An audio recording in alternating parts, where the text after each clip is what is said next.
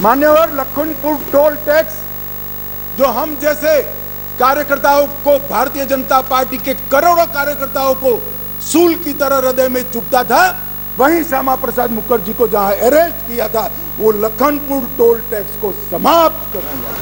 मान्यवर, राज्य की अर्थव्यवस्था को एकीकृत किया, 2 दरबार की परंपरा समाप्त कर दी गई और 200 करोड़ रुपए को बचाने का काम इन नरेंद्र मोदी सरकार ने।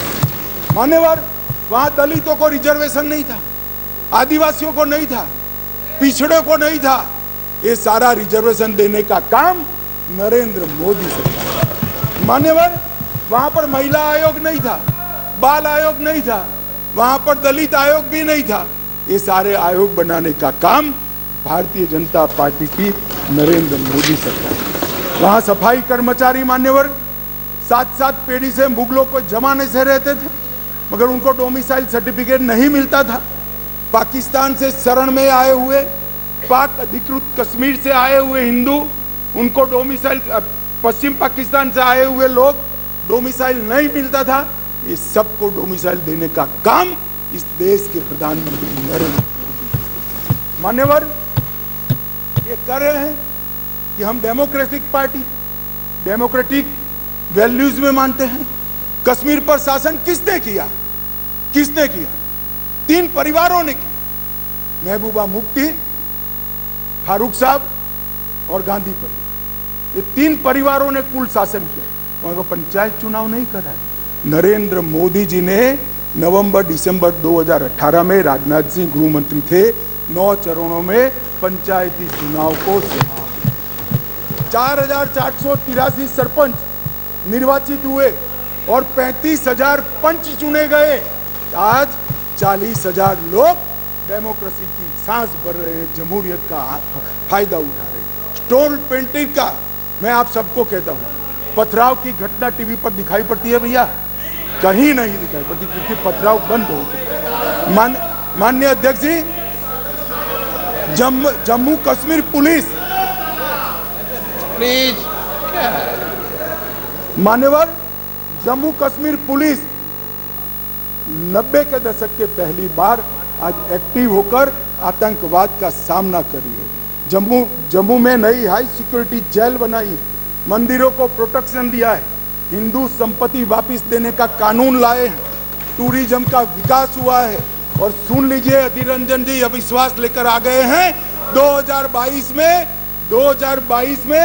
1 करोड़ 80 लाख टूरिस्ट जम्मू कश्मीर गए हैं एक साल। 1 करोड़ 80 लाख। मान्यवर, अरे बैठ जाओ यार, बैठ जाओ। मान्यवर, 33 साल के बाद थिएटर चालू हुआ है, नरेंद्र मोदी के शासन में चालू हुआ।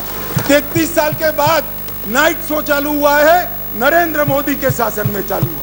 33 साल के बाद शिकाराओं की स्पर्धा चालू हो गई, बंद कर दी थी, चालू हुई है नरेंद्र मोदी। 33 साल से, दानिश अली सुन ले, 33 साल से मोहर्रम बंद था, पहली बार नरेंद्र मोदी सरकार में मोहर्रम चालू हुआ। मान्यवर, हम होम स्टे नीति लेकर आए, टूरिज्म बढ़ाने के लिए फिल्म निर्माण की नीति लेकर आए, हाउस बोट की नीति लेकर आए, इंडस्ट्रियल पॉलिसी लेकर आए और आज रोजगारी बढ़ रही है। 20,000 लोगों को नौकरी देने का काम भारतीय जनता पार्टी करता है। मूलभूत ढांचे का विकास हो रहा है और 5,000 मेगावाट, 3,000 मेगावाट, 624 मेगावाट और 540 मेगावाट की जल विद्युत की योजनाएं वहां शुरू कर दी गई है। इसके साथ 850 मेगावाट और 1000 मेगावाट इसकी भी 2 जल विद्युत योजनाएं शुरू हुई है। सिंचाई योजना, शाहपुर कंडी बांध योजना, जो 50 साल पहले शुरू हुई थी, मोदी जी के शासन में चालू हुई थी, मोदी जी के शासन में पूरी होगी। 62 करोड़ की मुख्य रवि नहर 90% काम पूरा कर दिया गया है। और झेलम तवी बाढ़ वसूली परियोजना संगठन द्वारा 250 मिलियन $US विश्व बैंक से लाकर गरीबों को पुनर्वसन का काम ये नरेंद्र मोदी सरकार। श्रीनगर बारामूला रेल लिंक प्रगति पर है। उधमपुर बारामूला रेल लिंक प्रगति पर है और सुरक्षा का मैं आंकड़ा बताना चाहता हूं। मान्यवर, मैं इसलिए तुलनात्मक रखता हूं कि अविश्वास का जो प्रस्ताव है इससे देश की जनता में भ्रांति न खड़ी हो। मान्यवर, ये बहुत जरूरी है। मान्यवर, इसलिए मैं 9 साल के 2 टुकड़े लेकर आया हूं। कौन से 9 साल के टुकड़े हैं? एक परिवारवाद, तुष्टीकरण और भ्रष्टाचार के आधार पर चुनी गई यूपीए की सरकार के 9 साल है, और एक देशभक्ति और समर्पण के आधार पर चुनी गई नरेंद्र मोदी 9 साल की दोनों के तुलनात्मक में आतंकवाद की कुल घटनाओं में मान्यवर 68% की कटौती हो चुकी है। मान्यवर, कुल मौतें सिक्योरिटी और नागरिक की दोनों मिलाकर 72% की कमी हुई है, और नागरिकों की मौतों, सिर्फ नागरिकों की मौतों में 82% की कमी हुई है। मान्यवर, सिक्योरिटी फोर्स की मौतों में 56% कमी हुई है, और स्टोन पेल्टिंग करने की किसी की हिम्मत नहीं है। मान्यवर, इसी सदन में कहते थे जम्मू कश्मीर में धारा 370 हटाई तो खून की नदियां बह जाएगी, कंकर चलाने की हिम्मत नहीं है किसी की कंकर चलाने। नरेंद्र मोदी सरकार, और इसलिए मैं कहता हूं आपको भले अविश्वास हो, जनता को तो विश्वास। मान्यवर, वामपंथी उग्रवाद एक तीसरा क्षेत्र था जो देश में आंतरिक सुरक्षा की दृष्टि से यूपीए सरकार के 10 साल के बाद एक हॉटस्पॉट माना जाता था। मान्यवर, इसके हिंसा के आंकड़े देखिए, 2005 से 14 के और 14 से 22 के हिंसा टोटल 14,000 घटनाएं हुई थी, अब 6,900 हुई, 52% की कमी। मृत्यु 5,790 थी, अब 1,811 हुई, 69% की कमी। हिंसाग्रस्त जिले 96 थे, 96, इसके बाद में 22 नए बने, तो एक दृष्टि से 96 + 22 हुए, कितने होते हैं? 96 और 20 मतलब 118 हुए। अब 118 से घटकर 45 जिले बच गए हैं। नक्सलवाद, वामपंथी उग्रवाद सिमट कर रह गया है, और हिंसाग्रस्त पुलिस स्टेशन 465 थे, 80 नए बनने के बाद 465 + 80 लगभग 550 हुए, और उसमें से अब 176 बचे हैं, 62% की कमी। मान्यवर, वामपंथी उग्रवाद पर हमने नकेल 2014 से सातत्यपूर्ण तरीके से वामपंथी उग्रवाद के खिलाफ जीरो टॉलरेंस की नीति लेकर नरेंद्र मोदी थे।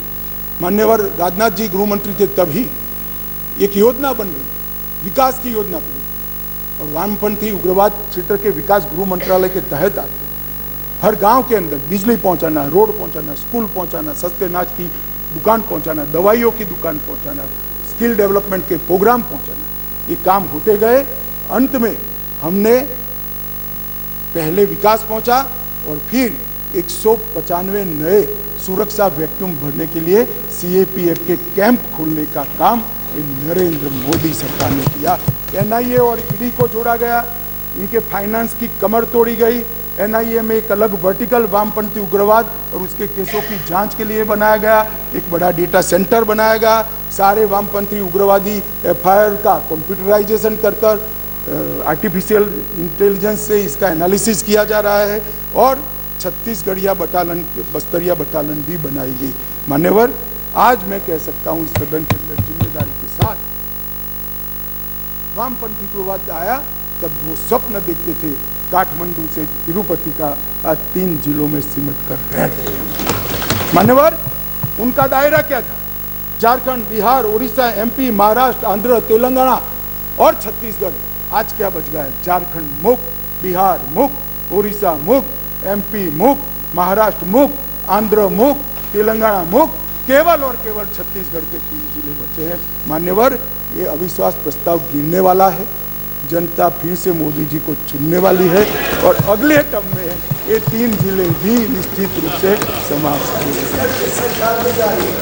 मान्यवर, वामपंथी उग्रवाद, मान्यवर, वामपंथी उग्रवाद पर जबरदस्त नकेल कसने का काम नरेंद्र मोदी सरकार कर रही है। इसलिए मैं कहता हूं, आपको भले अविश्वास हो, देश की जनता को विश्वास है। मान्यवर, अब मैं पूर्वोत्तर की बात करना चाहता हूँ। नॉर्थ ईस्ट भी तीसरा हॉटस्पॉट माना जाता है। मान्यवर, हिंसक घटनाएं सेम कालखंड की मैं लेकर आया हूं, फिर से इन लोगों को ऐसा न हो, इसलिए हिंसक घटनाएं 10,000 होती थी, इसकी जगह 3,238 हुई, 68% की कमी। हताहत सुरक्षा बल 397, अब 128, 68% की कमी। मृत्यु नागरिक 2,298, अब 420, 82% की कमी। हर हेड में हिंसा नॉर्थ ईस्ट के अंदर कम हुई। और इसके पहले मान्यवर किसकी सरकार है? 10 साल तक नॉर्थ ईस्ट के सारे राज्य और यहां पर ये यूपीए की सरकार थी मान्यवर, मगर कुछ नहीं होता था। निवेदन करना, पॉलिटिक्स करना और अंदर अंदर झगड़ा लगाना, यही काम था। नरेंद्र मोदी जी ने नॉर्थ ईस्ट को मन के साथ भारत के साथ जोड़ने का काम किया। हमारे कई डेवलपमेंट के पंडित कहते हैं मोदी जी ने नॉर्थ ईस्ट को मैं बताता हूं भैया, ये भी बताता हूं मान्यवर, कई विकास के पंडित कहते हैं नॉर्थ ईस्ट में एयरपोर्ट पहुंच गया, दूरी कम हो गई। कई विकास के पंडित कहते हैं 8 राज्यों में रेल पहुंच गई, दूरी कम हो गई। कई विकास के पंडित कहते हैं इतने 1000 किलोमीटर रोड बन गया, दूरी कम हुई। अरे भाई, दूरी रोड, रेलवे और विमान से कम नहीं होती है, दूरी दिल से कम होती है। मोदी जी ने दिल से दूरी कम करने का काम किया है और नॉर्थ ईस्ट को मेन स्ट्रीम में लाने का काम किया है। आज मैं कहता हूं, ऐसे भी प्रधानमंत्री है, मोदी जी को 9 साल हुए, 15 साल और 18 साल प्रधानमंत्री रहे हुए लोग हैं इस देश में जिन पर इनको नाज है और हम पर अविश्वास है, मगर वो कभी 50 बार नहीं गए। मोदी जी 9 साल में 50 से ज्यादा बार नॉर्थ ईस्ट के अंदर।